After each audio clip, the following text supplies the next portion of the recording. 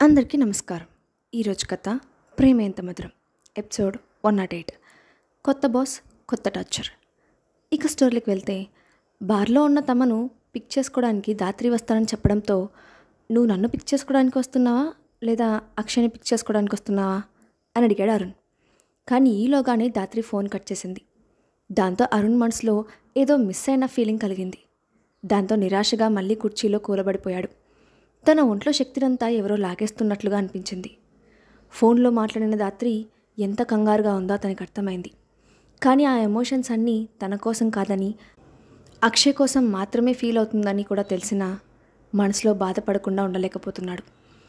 మనసు బాధగా ఉన్నప్పుడు ఎంత కాస్ట్లీ మందు తాగినా ఎలాంటి ప్రభావం చూపదని అతనికి ఆ క్షణం అనుభవంలోకి వచ్చింది.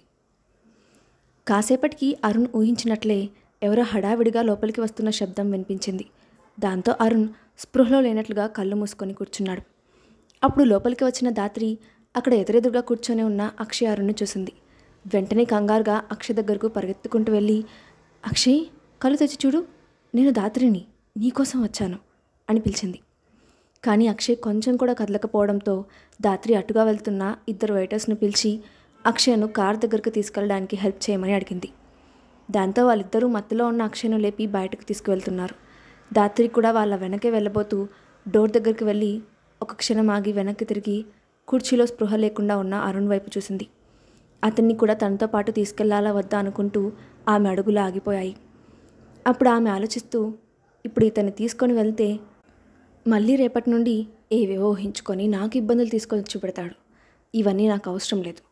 కాసేపటికి స్పృహలోకి వస్తే అతనే లేచి వెళ్ళిపోతాడు అనుకుంటూ ఇంకేం ఆలోచించకుండా అక్కడి నుంచి బయటకు వెళ్ళిపోయింది. కానీ ఆమెకు తెలియని విషయం ఏంటంటే, ఆ సమయంలో అరుణ్ స్పృహలోనే ఉన్నాడు. తన వైపు రాకుండా ఆ గది నుండి బయటకు వెళ్తున్న దాత్రి అడుగులు చప్పుడు వినపడుతుండగానే మూసి ఉన్న అతని కళ్ళ నుండి నీటిదారులు కారిపోయాయి. అతనికి హృదయం ముక్కలవుతున్నంత బాధగా ఉంది. మరోసారి దాత్రి అతన్ని వదిలేసి వెళ్ళిపోయిందనే నిజం అతనికి కష్టంగా ఉంది. అక్షయ్ను బయటకు తీసుకువెళ్ళిన వెయిటర్స్ ఇద్దరూ అతన్ని కారు వెనుక సీట్లో ఎక్కించారు. దాత్రి కూడా వెళ్ళి అతని పక్కన కూర్చొని కార్ తీయమని డ్రైవర్తో చెప్పింది. కాసేపటికి కార్ మెయిన్ రోడ్ పైకి చేరింది. తన పక్కనే స్పృహలో లేకుండా ఉన్న అక్షయ్ ముఖాన్ని తనివి తీరా చూస్తోంది దాత్రి. ఇప్పటి వరకు అక్షయ్ ఆమె కళ్ళల్లో మాత్రమే దగ్గరగా ఉండేవాడు. కానీ ప్రస్తుతం నిజంగా కూడా పక్కనే ఉండటంతో ఆమె ఒక్కసారి అతని ముఖాన్ని చేత్తో తాకాలని అనుకుంది. అక్షయ్ కూడా స్పృహలో లేకపోవడంతో ఆమె మెల్లగా తన చేతిని పైకెత్తి అతని ముఖంపై తాకించబోయింది. కానీ చివరి క్షణంలో దాత్రి చేయి ఆగిపోయింది.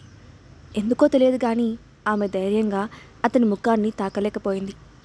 ఆ క్షణంలో ఒకవేళ అక్షయ్ కళ్ళు తెరిస్తే ఎంత ఇబ్బందిగా ఉంటుందోనని భయపడింది.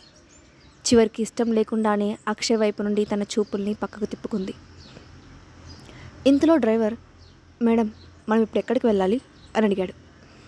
దాంతో దాత్రి ముఖం చిరాగ్గా పెట్టి, నాన్సెన్స్, నువ్వు ఈ ప్రశ్న ఎందుకు అడుగుతున్నావు, మనం ఇంకెక్కడికి వెళ్తాం అని అంటూనే హఠాత్తుగా ఏదో గుర్తొచ్చినట్లు, కాదు, కార్ను అక్షయ్ విల్లాకు పోనివ్వు అని చెప్పింది. డ్రైవర్, సరే మేడం అంటూ కారును విల్లా వైపు తిప్పాడు. దాత్రి కళ్ళు తెలియని కాంతితో మెరిసిపోతున్నాయి. ఆమె ఎందుకో గర్వంగా నవ్వింది. చూస్తుంటే ఆమె మనసులో ఏదో ప్లాన్ ఉన్నట్లుగా అనిపించింది. నిజానికి దాత్రి ఈరోజు రాత్రి అక్షయ్తో మాట్లాడడానికి కాల్ చేసింది. అతను తన కాల్ లిఫ్ట్ చేస్తాడని నమ్మకం కూడా ఆమెకు లేదు. అయినా తన ప్రయత్నం తాను చేసింది. సరిగ్గా అదే సమయంలో అరుణ్ కాల్ లిఫ్ట్ చేసి వాళ్ళు తాగి బార్లో ఉన్నారని చెప్పడంతో ఆమె ఏమీ ఆలోచించకుండా అక్షయ్ కోసం పరిగెత్తుకుంటూ వచ్చింది. కానీ ఆ టైంలోనే ఆమె మనసులో హఠాత్తుగా ఒక ఆలోచన కూడా వచ్చింది. ఈ అవకాశాన్ని ఉపయోగించుకొని ఆమె అక్షయ్ను తనవాడిగా చేసుకోవాలని అనుకుంది. తెల్లవారితే ఏం జరిగిందో తెలుసుకొని అక్షయ్ ఖచ్చితంగా రెస్పాన్సిబిలిటీ తీసుకుంటాడని ఆమె అనుకుంది. కాసేపటికి కార్ అక్షయ్ విల్లా గేటు ముందుకు చేరుకుంది. ధాత్రి హడావిడిగా కార్ దిగి డ్రైవర్ సహాయంతో అక్షయ్ను కూడా బయటకు దించింది. తర్వాత అక్షయ్ చేతిని తన భుజంపై వేసుకొని నడిపించుకుంటూ వెళ్ళి డోర్ బెల్ నొక్కింది. అప్పుడు లోపల నుంచి డోర్ తెరిచిన అన్నపూర్ణ ఎదురుగా దాత్రితో కలిసి కనిపించిన అక్షయ్ని చూసి ఆశ్చర్యపోయింది. అప్పుడు దాత్రి, అన్నపూర్ణమ్మ గారు, ఈరోజు నేను అరుణ్ అక్షయ్ కలిసి కూర్చున్నాం. ఆ టైంలో అక్షయ్ కొంచెం ఎక్కువ తాగాడు. నన్ను ఇంటికి తీసుకెళ్ళమని అడిగాడు, అందుకే తీసుకొచ్చాను అంటూనే అక్షయ్ను లోపలికి నడిపించింది. అన్నపూర్ణ ఏం మాట్లాడలేక ఆమె వైపు ఆశ్చర్యంగా చూస్తూ నుంచుంది. అప్పుడు ధాత్రి ఆమెను చూసి, అక్షయ్ గదెక్కడా అని అడిగింది. దాంతో అన్నపూర్ణ ఆశ్చర్యపోతూనే పైనున్న అక్షయ్ గది వైపు చేయి చూపించింది. అప్పుడు ధాత్రి అతన్ని గదికి నడిపించుకుంటూ ముందుకు వెళ్ళింది. అప్పుడు అన్నపూర్ణ వెనక నుంచే, మేడం, సార్ని మీరు గదిలో వదిలి వెంటనే వెనక్కి వచ్చేయండి. సార్కి బయట వాళ్ళెవరూ తన గదిలోకి రావడం ఇష్టం ఉండదు అని చెప్పింది. ఆ మాటలు విని ధాత్రి ఇబ్బందిగా నవ్వి, సరే అన్నపూర్ణమ్మ గారు, నాకు తెలుసు అని అంది. అక్షయ్ ఎక్కువగా తాగి ఉండడంతో అతను దాదాపు ధాత్రిపై పడిపోతూ నడుస్తున్నాడు. ధాత్రి అతి కష్టం మీద అతని పైకి నడిపించుకుంటూ వెళ్ళింది. కానీ అక్కడున్న అన్ని రూమ్స్లో ఆమెకు అక్షయ్ రూమ్ ఏదో అర్థం కాలేదు. అన్నపూర్ణ చూపించినా కూడా ఆమె క్లియర్గా తెలుసుకోలేకపోయింది. దాంతో ఆమె అక్షయ్ వైపు చూసి ప్రేమగా, అక్షయ్, వీటిలో నీ గది ఏది అని అడిగింది. కానీ మత్తులో ఉన్న అక్షయ్ ఆమెకు చాలాసేపటి వరకు ఏ సమాధానం చెప్పలేదు. దాంతో ఆమె తనపై ఉన్న అతని బరువును మోయలేకపోతూ ఎదురుగా ఉన్న గదిలోకి తీసుకెళ్లడం మొదలుపెట్టింది. అప్పుడు అక్షయ్ మెల్లగా ఏదో గొనుగుతున్నట్లు అనిపించడంతో అతనేం మాట్లాడుతున్నాడో వినాలని ధాత్రి తన చెవిని తనకి దగ్గరగా చేర్చింది. అప్పుడు అక్షయ్ నోటి నుండి, స్నేహ, నువ్వు నన్ను ఎందుకు వదిలిపెట్టి వెళ్ళావు అని వినిపించడంతో ధాత్రికి ఒక్కసారిగా కోపం ముంచుకొచ్చింది. వెంటనే అక్షయ్ని పట్టుకొని, ఎందుకు ఆమెను అంతలా తలుచుకుంటున్నావని నిలదీయాలని అనిపించింది. కానీ ఆమె ధైర్యం చేయలేకపోయింది. తన కోపాన్ని కంట్రోల్ చేసుకుంటూ అక్కడున్న రూమ్ దగ్గరికి వెళ్ళి డోర్ ఓపెన్ చేసి అతనితో పాటు లోపలికి వెళ్ళబోయింది. కానీ అప్పటిదాకా మత్తులో ఉన్న అక్షయ్ హఠాత్తుగా ఆమెను చేత్తో వెనక్కి నెట్టి లోపలికెళ్ళి ఒక్కసారిగా డోర్ క్లోజ్ చేశాడు. ఊహించని ఆ పరిణామానికి ధాత్రి షాక్ అవుతూ మళ్ళీ వెళ్ళి డోర్పై చేత్తో తట్టి, అక్షయ్, డోర్ తీ, నువ్వు డ్రింక్ చేసి ఉన్నావు, నేను నిన్ను జాగ్రత్తగా చూసుకుంటాను, డోర్ తీ అని అంది. కానీ లోపల నుంచి ఎలాంటి సమాధానం రాలేదు. ధాత్రి మాత్రం ఈరోజు ఎలాగైనా అతనితో గదిలోకి వెళ్ళాలని నిర్ణయించుకొని అక్కడే ఉండి డోర్పై తడుతూనే ఉంది. ఇంతలో వెనక నుండి వచ్చిన అన్నపూర్ణ, ధాత్రి మేడం, అక్షయ్ బాబు తనని తాను చూసుకోగలరు. సార్ ఎంత తాగినా ఏ రోజు ఇబ్బంది పడలేదు. సార్ గురించి మీరు కంగారు పడకండి. ఇప్పటికే లేట్ అవుతోంది. మీరు ఇక ఇంటికి వెళ్ళి రెస్ట్ తీసుకోండి అని చెప్పింది. ఆ మాటలకు ధాత్రికి ఏ సమాధానం చెప్పాలో తెలియలేదు. దాంతో ఆమె అన్నపూర్ణను లోపల తిట్టుకుంటూ పైకి మాత్రం చిన్నగా నవ్వి, అక్షయ్ ఈరోజు చాలా ఎక్కువగా తాగాడు, అందుకే కొంచెం కంగారుగా ఉంది అని అంది. అప్పుడు అన్నపూర్ణ ఆమెను కొంచెం విచిత్రంగా చూసి, సార్ ఆల్రెడీ లోపలికి వెళ్ళిపోయారు కదా మేడం, ఇక రెస్ట్ తీసుకుంటారు, కంగారు పడాల్సిందేముండదు, ఉదయాన్నే మామూలుగా బయటకు వస్తారు, ఇక మీరు ఇంటికి వెళ్ళండి అని మర్యాదగా చెప్పింది. ఆ మాటకు ధాత్రి ఇంకా ఏదో చెప్పాలనుకుంది.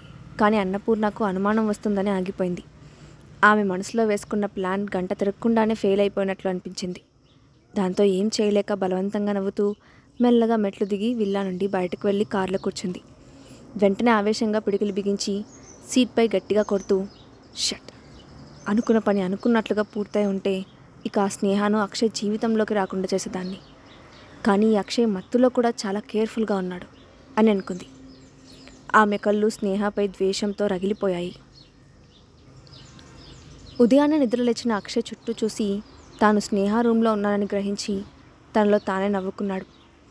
తాను నిస్సందేహంగా స్నేహాను మిస్ అవుతున్నానని ఒప్పుకుంటూ రాత్రి జరిగిన విషయాలను గుర్తు చేసుకున్నారు. అరుణ్తో కలిసి బార్లో డ్రింక్ చేసిన దగ్గర నుండి ధాత్రి తనను ఇంటికి తీసుకురావడం వరకు అన్ని విషయాలు అతనికి రీల్లా కళ్ళ ముందు కనిపించాయి. ధాత్రిని తలుచుకోగానే అతని ముఖం అసహ్యంతో నిండిపోయింది. దాంతో ఆమె ముట్టుకున్న అతని శరీరం నుండి ఆమె స్మెల్ వస్తున్నట్లుగా చిరాగ్గా ఫీల్ అవుతూ లేచి ఫ్రెష్ అవడానికి వెళ్ళాడు. అభయ్ కంపెనీలో జాయిన్ అయిన స్నేహ కొన్ని రోజులకే అక్కడ వర్క్కి సంబంధించిన వివరాలను తెలుసుకుంది. అలాగే ఇద్దరు ఆర్టిస్టులను టెలివిజన్ షోలో వర్క్ చేసేలా అవకాశాన్ని సంపాదించింది. ఆ విషయం తెలుసుకున్న అభయ్ ఉదయాన్నే ఆమెను తన క్యాబిన్కి రమ్మని పిలిచాడు. అప్పుడు అతను వైట్ సూట్లో ఫార్మల్ లుక్తో చూడ్డానికి హ్యాండ్సమ్గా ఉన్నాడు.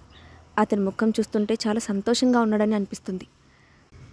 ఎప్పుడూ అందంగానే ఉన్నా ఆ రోజు అతని ముఖంలో సంతోషంతో అట్రాక్షన్ మరింత ఎక్కువగా కనిపించింది. అప్పుడు స్నేహ అతని క్యాబిన్లోకి వచ్చి, సార్, మీరు నన్ను ఎందుకు రమ్మన్నారో తెలుసుకోవచ్చా అని అడిగింది. ఆఫీస్లో ఉండటం వలన బాస్గా అతనికి ఇవ్వాల్సిన మర్యాదనిచ్చింది. ఆమె తనను అసలు గమనించలేదని, తన డ్రెస్సింగ్ స్టైల్ను కనీసం కన్నెత్తి కూడా చూడలేదని కొంచెం నిరాశపడ్డాడు అభయ్. దాంతో అతను అసహనంగా ఫీల్ అవుతూ ఆమె దృష్టిని తిప్పడం కోసం, ఏంటి స్నేహ, నువ్వు ఈరోజు కొంచెం నీరసంగా కనిపిస్తున్నావు అంటూ అడిగాడు. అవును, రాత్రి బార్లో కొంచెం వైన్ తాగాను కదా, సరిగ్గా నిద్ర పట్టలేదు అని ఆమె డైరెక్ట్గా అతనికి విషయం చెప్పింది. కానీ అక్కడ అక్షయ్ని చూసిన ఆలోచనలతో నిద్రపోలేకపోయానని అతనితో చెప్పలేకపోయింది. అప్పుడు అభయ్ నవ్వుతూ, నువ్వు తాగే 2 గ్లాసుల వైన్కే ఇలా ఉంటే ఎలా, ఫ్యూచర్లో ఇలాంటివి చాలా ఉంటాయి అని అంటూనే సడన్గా తానేదో తప్పుగా మాట్లాడానని అనుకుంటూ నాలుగు కరుచుకున్నాడు అభయ్. స్నేహ అతని మాటలకు ఒక క్షణం విచిత్రంగా చూసి, ఫ్యూచర్లో అంటున్నాడేంటి, అంటే నేను ఇక ఇక్కడే ఉంటానని ఫిక్స్ అయిపోయాడా అని అనుకొని, నేను తాగకపోయినా నా వర్క్ నేను చేసుకోగలను అని అంది. ఆ మాట వినగానే అభయ్ పెద్దగా నవ్వి, very good, I like it, నాకు నీలా ఉండే అమ్మాయిలంటే చాలా ఇష్టం, నువ్వు చాలా ధైర్యంగా ఉన్నావు అని టాపిక్ మార్చాడు. అతను ఇప్పుడు అదంతా ఎందుకు చెప్తున్నాడో అర్థం కాక విచిత్రంగా చూసింది స్నేహ. అప్పుడు అభయ్, అయితే మీరు మీ టాలెంట్పై చాలా నమ్మకంగా ఉన్నారు కాబట్టి నేను మీకు మరో 2 ఆర్టిస్టులను ఇవ్వాలనుకుంటున్నాను అని అన్నాడు. ఆ మాట వినగానే స్నేహ ఆశ్చర్యపోతూ, ఏంటి మరో 2? ఒక ఏజెంట్ ఒకేసారి 2ని లీడ్ చేయడమే కష్టం, అలాంటిది 4 అని ఆలోచించుకుంటూ ఆ అభయ్ వైపు చూసి, మీరు చెప్పిన దానికి ఒప్పుకోవడం లేదు మిస్టర్ అభయ్ అని అంది. అది విని అభయ్ కనుబొమ్మలు పైకెత్తి ఆమె వైపు చూసి, సరే అయితే ఇప్పుడు నేను మీ బాస్గా అడగడం లేదు, నీకు షెల్టర్ ఇచ్చిన ఇంటి ఓనర్గా అడుగుతున్నాను, మీరు నాకు ఇవ్వాల్సిన ఇంటి రెంట్ ఇప్పటికిప్పుడు ఇచ్చేయి అని అడిగాడు. ఆ మాట వినగానే స్నేహ గతుక్కుమంది. ఈ మధ్య అభయ్ యువన్ కోసం ప్రైవేట్ స్కూల్ చూడడంతో స్నేహ తన దగ్గర ఉన్న డబ్బంతా యువన్ స్కూల్ ఫీజుకి కట్టడానికి ఖర్చు పెట్టి యువన్ను స్కూల్లో జాయిన్ చేసింది. దాంతో అభయ్కి ఇవ్వాల్సిన రెంట్ ఇంకా ఇవ్వలేదు. ఇప్పుడు ఆ విషయాన్ని అడ్డు పెట్టుకొని ఆమెను బ్లాక్మెయిల్ చేస్తున్నాడు అభయ్. అతను కావాలని ఇదంతా చేస్తున్నాడని అర్థం చేసుకున్న స్నేహ అతని వైపు చూసి పళ్ళు కొరుకుతూ, సరే నేను ఒప్పుకుంటున్నాను అని అంది. అప్పుడు అభయ్ నవ్వుతూ, గ్రేట్, మీలాంటి ఒక మంచి సబార్డినేట్ దొరకడం నా అదృష్టం అని అన్నాడు. దాంతో స్నేహ ఏం మాట్లాడకుండా అతని క్యాబిన్ నుండి బయటకు వెళ్ళిపోయింది. కానీ డోర్ దగ్గరకు వెళ్ళి ఏదో గుర్తొచ్చినట్లు వెనక్కి తిరిగి చూసి, యువన్ స్కూల్ విషయంలో హెల్ప్ చేసినందుకు థ్యాంక్ యూ సో మచ్ అని చెప్పింది.